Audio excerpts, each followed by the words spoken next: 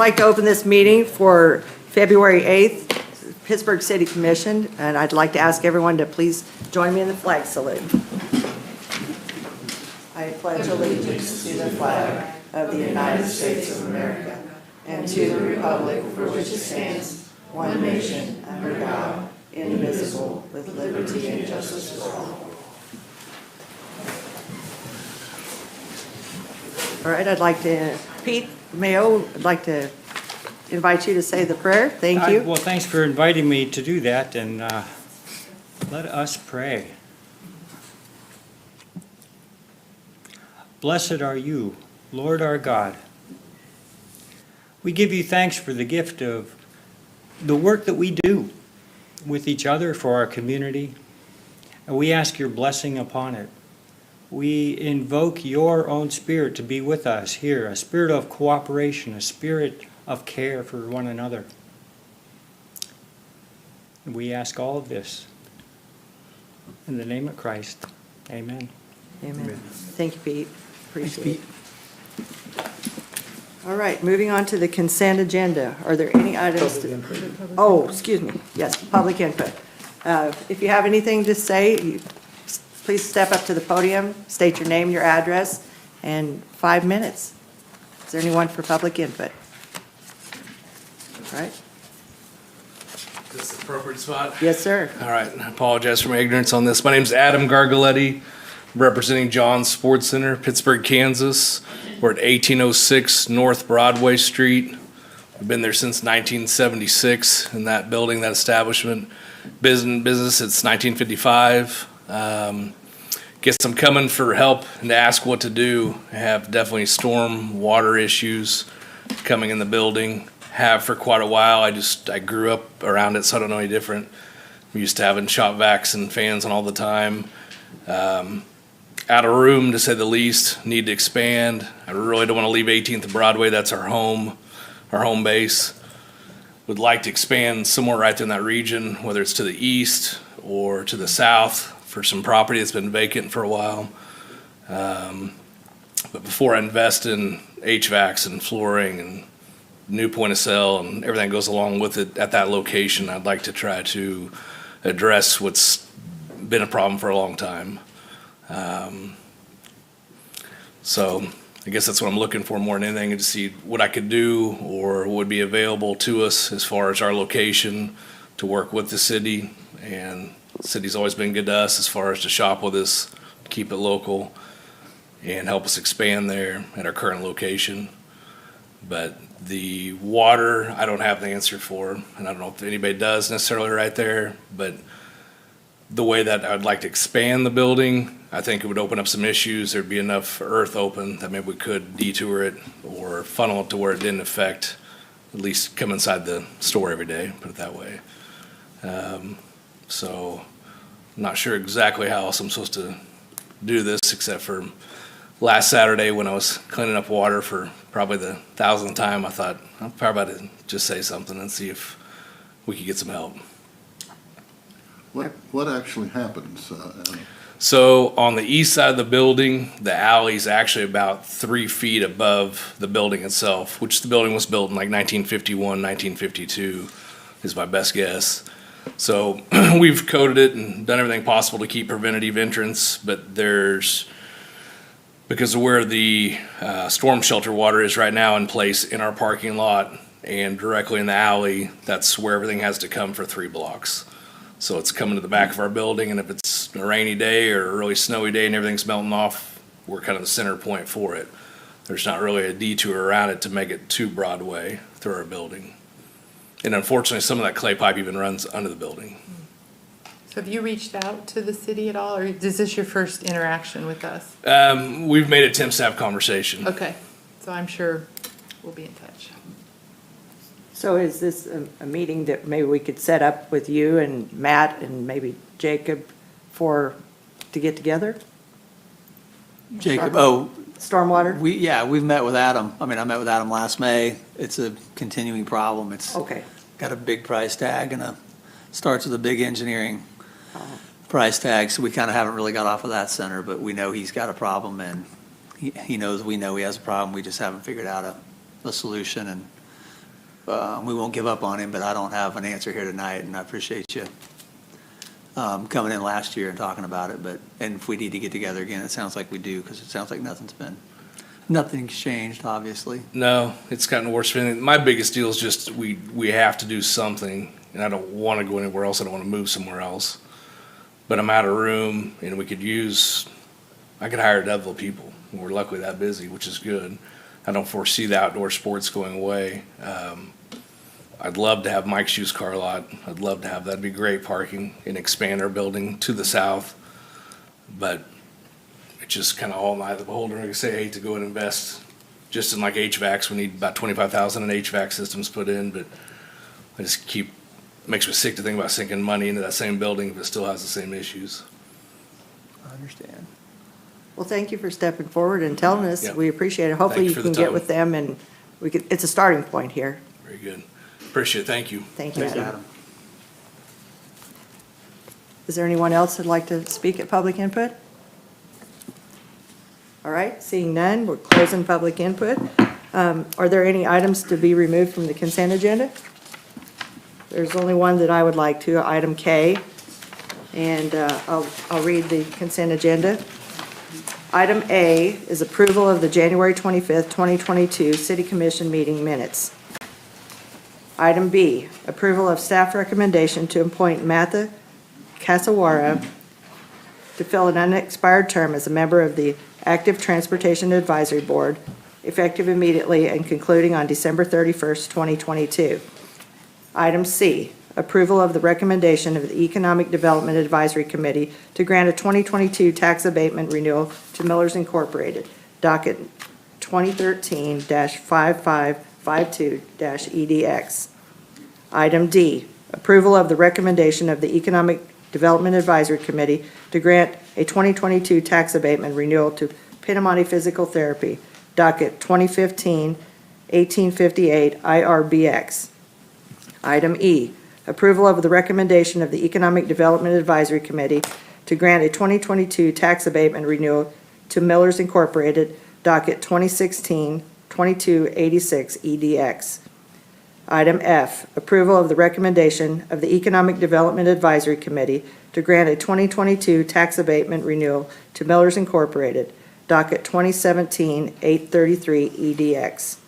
Item G, approval of the recommendation of the Economic Development Advisory Committee to grant a 2022 tax abatement renewal to Kendall Packaging Corporation, docket 2018-334 IRBX. Item H, approval of the recommendation of the Economic Development Advisory Committee to grant a 2022 tax abatement renewal to Dharma Properties LLC, docket 2018-595 IRBX. Item I, approval of recommendation of the Economic Development Advisory Committee to grant a 2022 tax abatement to Ralston LP, docket 2020-1262 EDX. Item J, approval of the recommendation of the Economic Development Advisory Committee to grant a 2022 tax abatement renewal to E&J Investments LLC, docket 2021-1343 EDX.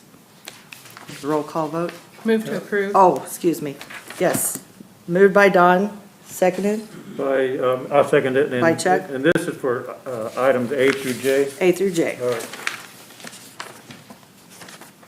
All right.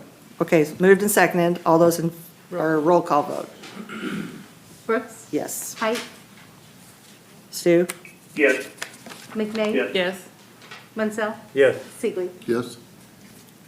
Okay, item K, approval of the appropriation ordinance for the period ending February 8th, 2022, subject to the release of HUD expenditures when funds are received. I'll be abstaining from this one. So, I'm going to move to approve. Wait a minute. If you're going to abstain, I don't think you can make the motion. Okay, I okay. do want to ask you a question, I guess. Yes. We've been doing this we've been together on this for, this your third year. Why now are you abstaining? After speaking with John Goodyear with Kansas League of Municipalities, it was I should be abstaining because there is one check to my company in this. Okay. And in the past, whenever I was discussing it with Henry, they said it was okay, but after speaking with him, I'm abstaining. Okay, all right. Thank you for that. Okay. I'd move approval.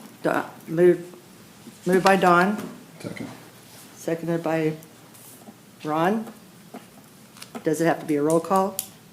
Okay. Height, Stu? Yes. McNeil, Yes. Munsell, Yes. Sigley, Yes. Brooks. Motion carries. Okay. All right, consider the following. Johnson Properties LLC Limelight Marketing Project. Consider the recommendation of the Economic Development Advisory Committee to provide an amount equal to 10% of the total project value to Johnson Properties LLC for the renovation of the future Limelight Marketing Office located at 111 South Broadway, with the city's portion not to exceed $74,500 in non-repayable funds. Good evening, Blake. All right, good evening, Madam Mayor, members of the commission. It's been a fun week to talk about large economic development projects in our community, and this is another great example of that. Anytime we bring to you a recommendation from the EDAC to help an existing business that has an opportunity to grow, that's a lot of fun. This one has been even more fun because, even more significant because it's hard to believe that it was, I believe, late 2014 that I stood before the City Commission and brought a recommendation from the EDAC to provide a little bit of seed money to help with a new startup marketing firm in our community.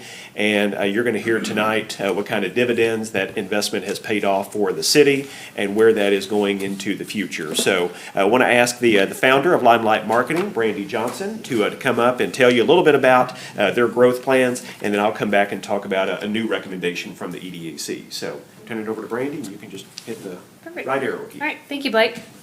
Good evening, City Commission. Thank you for this opportunity to come talk to you about our business and our growth and kind of what we see into the future and what we're working on. So to introduce myself, I'm Brandy Johnson. I'm a Pitt State graduate, graduated in 2001 after growing up here local in the Pittsburgh area. And I'm the founder and president of Limelight Marketing. We're a digital and brand marketing agency here in Pittsburgh. And in addition to owning my business, I'm also involved in the community as the chamber board. I've been a chamber board member since 2018, currently in the role of the chamber chairwoman and also active on the PSU Kels School of Business Board. A little bit about Limelight Marketing. I founded the agency in 2015, so we're going on 7 years. Our offices are located inside Block 22. We've loved it there, have had a lot of growth there, and it's been a really great place to network and even fostered an acquisition that we made at the beginning of 2021. We have grown in that time from 2 employees when I started the company to 25. And so we've seen a lot of great growth, and we'll share later kind of our growth projections over the next few years. We work with clients both locally as well as across the United States. We've got a slide here in a bit where we'll show a couple of logos of companies that we work with, but we've been really honored to be able to work with companies here locally to help them to grow their businesses. I mentioned that we are a digital marketing agency. We provide branding services along with development services, which is a service that is kind of on high demand. It's hard to find developers, and we're fortunate to have 7 in-house developers that we can utilize to help both local and regional clients. Usually when we're working with a company, a lot of people say, well, what is it that you do?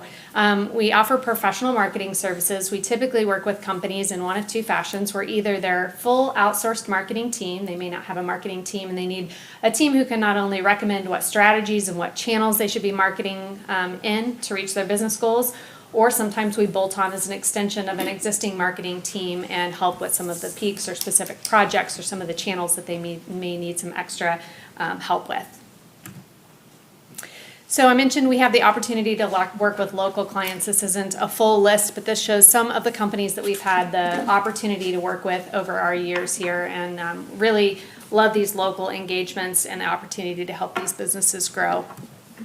And then we also expand our footprint both regionally and across the United States. We have clients in multiple states across the United States, do a lot of Zoom calls to build these relationships. So as you'll see here, some of these names are larger names that you'll recognize. Others are maybe not names that you would recognize, but all in the same clients that we have the opportunity to work with. In 2021, we were proud to be the recipients of the Kansas Woman-Owned Business Professional Services Firm of the Year. It was a great honor to receive this award and have the opportunity to go to Topeka and receive this award from our governor, and also hope that it shines light on our city and what's happening here locally in Pittsburgh. So that was a really neat accomplishment that we were proud of. This is a look at our team. We've actually grown a little bit since this screenshot or this photo, but we've got 25 team members. We've got designers, marketers, developers, all working toward our client goals. This is one thing that I'm really most proud of, so I get excited talking about this. One of the things that we've had the opportunity to do and have been fortunate to have is developing an internship program that has developed and kept some of our local talent here in Pittsburgh. This slide here shows some of our interns who started with Limelight and have stayed at Limelight. All of these here have turned into full-time positions. A couple of these students, now professionals, were looking to move out of our city and thought that they would go somewhere else to find the jobs that they were trying to or dreamed of having. And we've retained them here, and it's just really great to see them flourishing. Couple in particular, the two on the top left, those are actually our most tenured employees at Limelight besides myself. So these interns started with us young when we were just a few people, and they've grown into be leaders within our organization. So that's been really fun, and we just added a new intern and have another one in the hire. So that's been a really good way for us to develop our long-term employee pipeline when we have that opportunity to invest in those interns and then bring them in as employees and invest in their growth for the leaders that we need 3, 4, 5, 6 years from now. We take a look at local job creation. As I mentioned, we're at 25 employees as of current times, and we're expected to double in the next 3 years. So we did strategic planning as a leadership team at the end of last year, and we believe that in the next 3 years we will double in size. That'll be both probably headcount, revenue-wise, the full picture. We also are proud to offer well-paying jobs here in our local city. So our starting salary at the moment is $45,000, and our average salary across the 25 employee base is $71,000. So we also, since starting Limelight in the beginning, I didn't have all the company benefits that I was used to as a corporation, and that was a goal of mine in the first few years, or as soon as possible I wanted to expand our benefit package, and so we've been able to do that. We now have company paid health care, dental insurance option, company paid life insurance, a company match on a simple IRA, a flexible vacation policy, and a full set of benefits that help make us competitive within our local market and just kind of ranking ourselves around other companies of our nature nationally. So now we get to dive into this project that we're working on that I'm here to talk to you about. So we have my husband and I purchased the building to the north of Signet. And so you can kind of see the north side of Signet in that gray. And that building there is ours. It's not beautiful today, but it will soon be beautiful because we've started construction on this project already. So to the left is the existing exterior, and to the right are the architectural renderings of the new facade that will be facing Broadway. This building is 2 levels. The upstairs is a smaller version of the downstairs, and so the upstairs we have 1,200 square feet, and while this layout here shows an apartment view, which is what we originally thought we would do with this, we've actually changed our mind. We have a local photographer who's going to move into this space, and so we're kind of redoing our plan for this. So rather than it being furnished out like an apartment, it is going to be, we're going to put new windows, a subfloor, we're going to keep some of the exposed brick, and we'll insulate the front and the back walls that are facing the exterior. We'll do plumbing and electric, heating and cooling, and we'll put a bathroom in up there. But otherwise on the upstairs, the photographer who's going to be renting it kind of likes that rugged look, and so we'll keep some of the natural features of that space.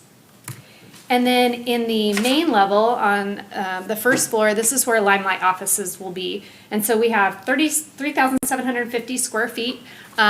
We are going to have 5 offices, 2 phone booths, and in the beginning, open workspace for 12 employees. And then we have some flexibility in other areas of the building that we can expand and add additional open workspace as we grow.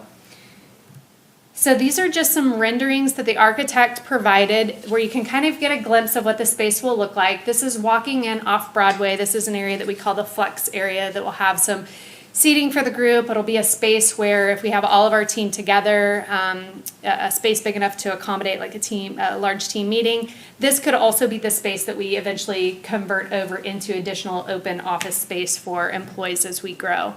You'll see the sliding doors on the back side of that wall, and that takes you down the kind of corridor area where you'll be, on both sides, there'll be offices and a couple of phone booths or phone banks for some private calls or quiet areas. And then you'll move back through that hallway into an open work area where we'll maintain some of the elements of the exposed brick and high ceilings exposed, and this will be where much of the team work together in a very collaborative space. And then there'll be a kitchenette area with some seating. And then further back, there'll be a studio room, restrooms, and a garage. And so our total investment for this project is a building purchase of $119,000 that my husband and I have paid for, the architectural fees of $15,000, a construction estimate that's now converted over into a contract with ARC Construction here locally. Will be doing the construction, which is already underway. That started in January, and that estimate is there, as well as the furniture estimate. The furniture will cover, what I say, about 20 desks, the lounge seating, conference room accommodations. And so the total investment that we're looking at is up to $754,000 that we're requesting consideration for. So I am happy to answer any questions that you guys might have. Brandy, I assume with the growth you're planning that you'll have a hybrid of on-site workers and remote? Yeah, that is correct. Even some of right now our team we've got about 16 employees locally and the other who work remote. Even some of our local employees, they have the flexibility to work from home so some days, some people are in and out. So that'll give us a little bit of flex room as we grow. But you are correct on that there'll be a hybrid of local when we can hire local is our preference, and then if not, we'll look out into the region. It's exciting. Very nice. Thank you.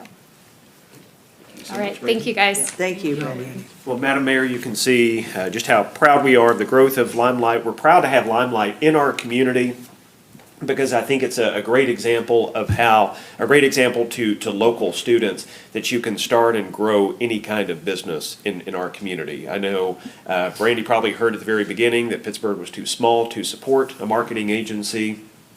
And when you see what she has done, I think it's just a great example to all of our students that regardless of what their dream is, they can grow it here.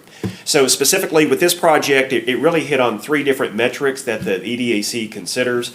First of all, capital investment. She mentioned it was a $754,000 project, job creation, and then also the average wage. You saw the average wage of $71,000, which is significantly above our county average. So the EDAC considered this project last week. They've authorized me to make a recommendation to you that the city provide an amount equal to 10% of the total project value, which would be $75,400, 10% up to $75,400. The city's investment would not exceed that, but that's a recommendation that I bring to you tonight on behalf of the EDAC, and I would be happy to answer any questions you may have. So that's a little bit different than in the agenda. 75,400, the agenda says 74,500. I apologize. Yes, you're There's a transposition you're correct, of yeah. numbers. It's my Arkansas math. It should have been 75,400, yes. Oh, okay, so 75,400 is Yes, correct? Okay. All righty. How long before the project is done? 6 months? Yes, the contractor's estimating 6 months. Okay. Nice. Is there going to be plenty of parking for your employees around that area? Or are you going to be Believe so. competing with other businesses? Yeah, when we bought the building, we actually bought it from Signet, so we had some conversation with them. We're gonna make sure that we're not taking that Broadway parking that's ideal for their clients. So yes, I think we've looked around the perimeters and it'll be a little bit of a walk, but yes, we feel it will have adequate parking in the street parking and the other available parking. Thanks. Yeah. No other questions, I'll make a motion to approve. Second? Moved by Chuck, seconded by Don. All those in favor, say aye. Aye. All those opposed? Oh, Stu? Okay, Stu, sorry, I forgot about you there. Thank you very Motion much, Madam passes. Mayor. Congratulations. Yeah, thank you. Good luck to you. Thank you. All right, consider the following item B, a lease purchase agreement for a Freightliner 108 Super Duty trucks. Consider staff's verbal recommendation to enter into a 7-year lease purchase agreement for two 2022 Freightliner 108 Super Duty trucks for the city street department with the financial institution providing the best interest rate and annual payments. Good evening, Matt. Good evening, Mayor and Commissioners. So this afternoon, we took bids on the financing of these Freightliner dump trucks for our street department. They are outfitted with plows and spreaders. We received 3 bids today. I put the bid tab in front of each of your spots. We are recommending award to GN Bank with an interest rate of 1.994%. That's a pretty good rate. GN Bank has carried some of our equipment in the past, some of our Bobcat lease purchases and stuff, and I'd be happy to answer any questions this evening. Matt, this is, the truck's, what, 20 years? Good. This will replace 2 trucks that are roughly 20 years old. These Yep. trucks will go out 20 years, you think? Mm-hmm. So you're looking at an average of about 21,000 a year for 2 trucks. Is that correct? It'll be for this. You mean over the life? advertising it out over 20 years. Oh, so yeah, 21,000. yes, correct. I think that's pretty reasonable for, Yeah, we'll get 20 years. I mean, the trucks that they're replacing are literally 20-year-old trucks. okay. And those trucks will be on Purple Wave or you trade them in? Yeah, as we phase them out. Yeah, they're one of them we dropped into the airport. Eventually we will declare them for salvage, and we got to get these trucks in and But you're gonna just use kind them of in see. other But they departments? will not be primary operating trucks. Right. The ones that are getting replaced. Right. So is there a lag? Or you have supply issues with getting these Yes, trucks? so there is, the reason we're pushing for 2 this year is, we were originally looking for 1. We were talking to our Freightliner, representative out in Wichita that we do the state contract pricing through. Once again, it looks like we wouldn't be able to order trucks until 2023. The 2 trucks that we're able to get our hands on right now, the state had actually ordered. They're outfitted how we request our trucks as well. And so they have the truck and chassis available right now. They will add the spreaders and plow, and we hope to have them by early June. So we lucked out. Yep. Yeah. Stu, do you have any questions? I don't, I'd move to approve. Moved by Stu, second Yes. by Ron. All those in favor say aye. Aye. All those opposed, same sign. Motion Aye. passes. Thank you. John, Matt? All right, moving on to item C, a one-time bonus. Consider the recommendation of staff to give a one-time bonus of $1,000 for all full-time city employees and $500 for part-time city employees. The city will utilize the American Rescue Plan Act funds for payments of the one-time bonuses. Good evening, Larissa. Good evening, Mayor and Commissioners. At the last meeting, Commissioner McNay made the recommendation to pay a one-time $1,000 to all full-time employees and a $500 for all part-time employees. The finance team has reviewed this recommendation and costed out it, and it's about $248,500. So we're asking tonight to move forward with utilizing the American Rescue Funds and to include this bonus on the February 18th paycheck. Now, you're going to have to explain to the public why you're doing this. Well, Commissioner McNay had recommended that we do the essential worker for the American Rescue Funds. So it's a one-time bonus that we can give employees using those, Now, our people have worked, the city, our people the- have worked right on through the pandemic.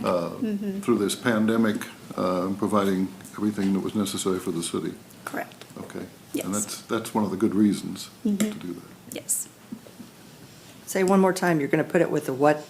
It would be on the February 18th paycheck. All right, is there a Which would be our reason next one. why you wouldn't do it separately compared to have a separate check for that compared to using It it actually with the will pay- be on it, it'll be a separate line on the paycheck as a bonus. Okay. Is there any reason why it wouldn't be a separate check altogether? Would they bring home more money, so to speak, if it was a separate check, even though it was It a will be bonus? treated as a separate check. Oh, it will be Yes, treated it's just as- going to be on that payroll. And what kind of taxes are you going to be taking out of So that? with the bonus, there comes, with the federal payroll laws, there's a 22% on that. And then we will have our capers and our KPNF taken out, and Social Security and Medicare. And that will be, and then anything for your state also, state So taxes. is federal withholding treated separately? Like you have the paycheck federal withholding, and then is this going to be treated separately as Yes, far as it the will be a bonus is? separate line on the paycheck, Okay. taxed at So 22%. by the time Social Security, Medicare, Kansas withholding. It's about a third a will third go of to the check. taxes. Okay, then there's capers, and then the policemen and the firemen are treated differently too, because they pay a different, They don't have Social Security, but they'll have KPNF, which is Okay. 7.15%. all right. So the government giveth and the government taketh away. Yes, A little something. Well, I for one think this is very good for our employees because they, like Doc said, they did work all the time during COVID. And this is one of the things we can use that money for, and I think it's a very good cause that we're using it, so. I would move approve of the one-time bonus. all right. Moved by Don, seconded Second. by Ron. All those in favor say aye. Aye. Stu? Aye. Aye. Motion passes. Thank Thank you, you. Larissa, appreciate Hey, it. on behalf of the employees, I've heard from a lot of them, thanks for bringing it up last meeting so they could actually think about it and have some knowledge that it was coming, but it's a big deal and they really appreciate it. And you guys stepping up and making it happen is the reason why they're getting it, so thank you. All right, moving on to bi-monthly budget review. Director of Finance Larissa Bowman will provide the December 31st, 2021 bi-monthly budget review. Okay, Hi. thank you. So I'm here tonight to give an update on how the city ended 2021. We had another strong year, which in itself speaks volumes. The last few years have shown us how unpredictable times can be, and for our revenues to continue to stay strong shows great resilience for our community. So as you look at the spreadsheet before you, it tells our story. We started 2021 with almost 18.5 million in the bank in that first column. And we ended the year with almost 21.8 million. Throughout the year, we saw double-digit increases in our revenues for our sales tax, and we ended the year with those collections being 11.33% higher than the prior year, which we saw a gain in 2020 also. So at this time, I'll just kind of open it up if you have any questions. You know, there's some talk at the state about either eliminating or reducing sales tax for food. Has the municipality given us any direction on what we should consider in terms of modeling what the impact would be, or are they not far enough along yet? Well, We're actually, the local sales tax would be exempt from that, so that would be okay. the state's, our local sales tax is 9.0, the state's share of that is 6.5. That's the piece that would have Okay. the food. Our local tax, the county tax is 1%, those wouldn't be part of that calculation, so there would be no impact on our revenues. Yay, unless Well, unless, they decide to, which we hope they don't. Okay, that's the only question I had. All right, Don? Stu, do you have any questions? No, I do not. Thanks. All right, thank you so much, thank you Larissa. very much. Appreciate it. Okay. Non-agenda reports and requests. I have two things I'd like to say. The first one is, Matt, I'd like for you to tell your guys that we very much appreciate what they did during the storm, keeping the roads safe. Our main roads were plowed, and thank you to everyone in public utilities, stormwater, the street department, the sewer department. Just tell them we all appreciate everything they did to keep the roads open, and their dedication is much appreciated. Please pass it on. And then I also I received a email from the Crawford County Firefighters Association. I'd like to read this letter. It's really important. Mayor Brooks, Chief Riley, and the Pittsburgh City Commission. I'm contacting you on behalf of the Crawford County Firefighters Association regarding the excess fire equipment that you so generously shared with us. The tradition of donating used equipment was started many decades ago and continues to this day. All fire departments in Crawford County have and will always continue to donate gear and equipment to each other as needed.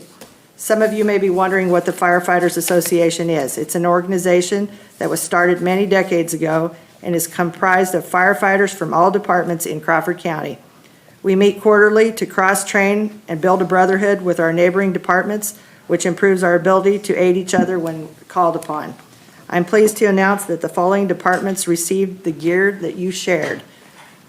Sherman Township Fire Department, Farlington; Osage Township Fire, McCune; Fire District Number 1, Baker Township; Fire District Number 2, which is Arma Rural; Fire District Number 3, Sheridan Township, Cherokee; Fire District Number 4, Crawford Township; and the Girard Fire Department.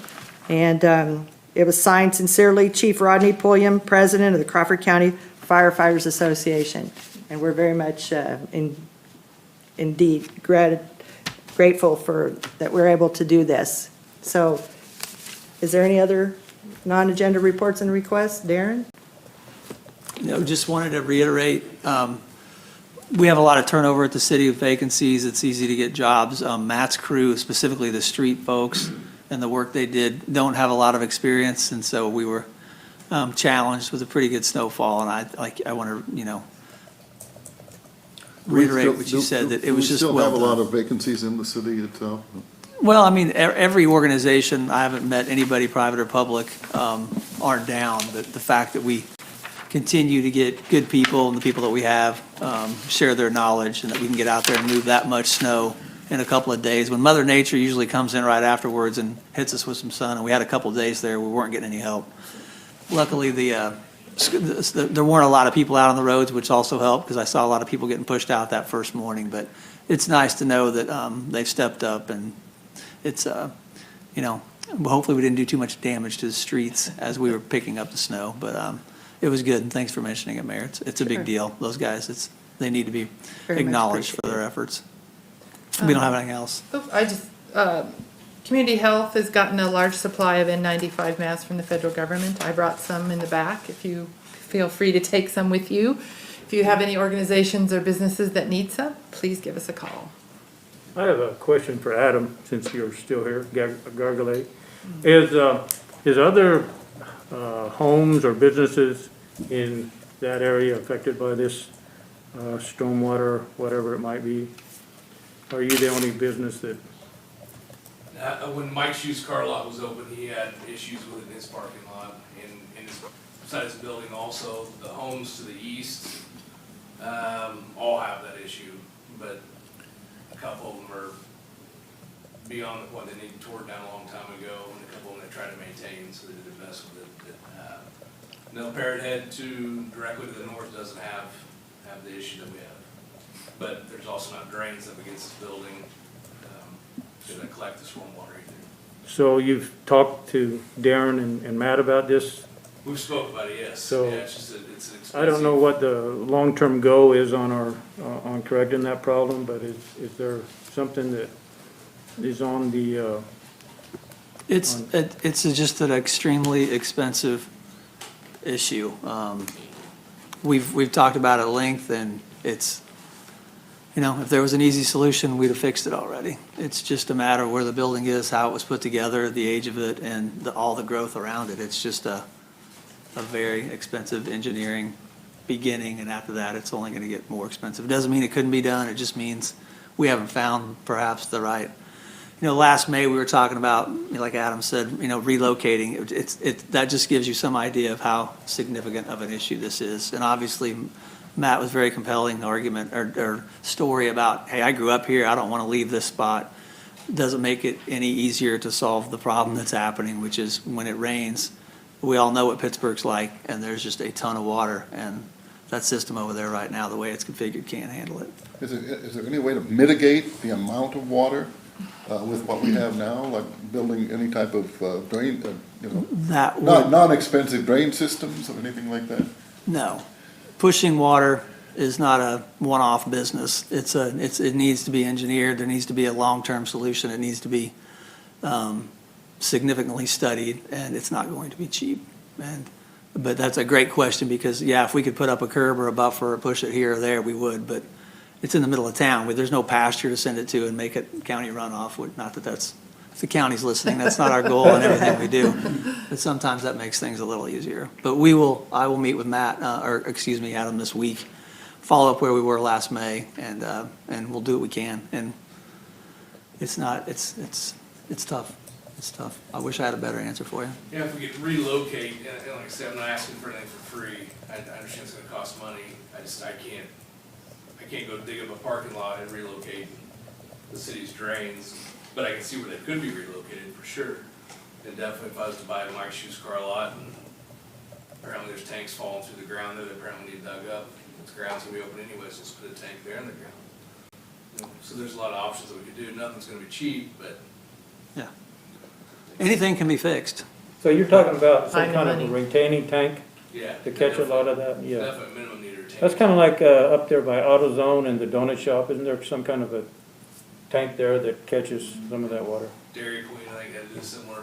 Yeah. When they built their structure, so this is something I that. guess- Well, Are there tanks, wasn't that a filling station where Mike's used cars are now? There was a filling And there are station. tanks underground there? Something's caving in, so I assume there's either banking area or tanks there, one or two. Okay. That's always been his concern, is someone's gonna drive through and it's gonna fall in, so I've offered to block it off and do other things to the neighbor, but he just keeps saying, oh, park over there. We've had to put our employees over there, and just because we're out of parking ourselves, but it would make a great parking lot also. And same way, just like anybody, parking's an issue, but, you know, any parking I could open up would help, but at the same time, just building expansion, employee expansion, you know, all the above, I'd love to spend more on sales tax, and I can bring it, I just need, and I'm kind of that hinging point now to where you continue to grow and continue to do what you're doing, or start to look at an exit strategy. So, I know it's an uphill battle for everybody, but we'll start there. We can start at 18th and Broadway, and I know maybe that's the wrong way to look at it, but I'd love to start at 18th and Broadway, and we'll have to push the water somewhere. And then it'll be someone else's problem, they'll be complaining, and that's what it's saying. All right. Is there anything else? Do I have a motion to adjourn? So moved. Motion by Ron, seconded by I'll second. Chuck. All those in favor? Aye. Aye. We are adjourned. delayed. I just had to make sure he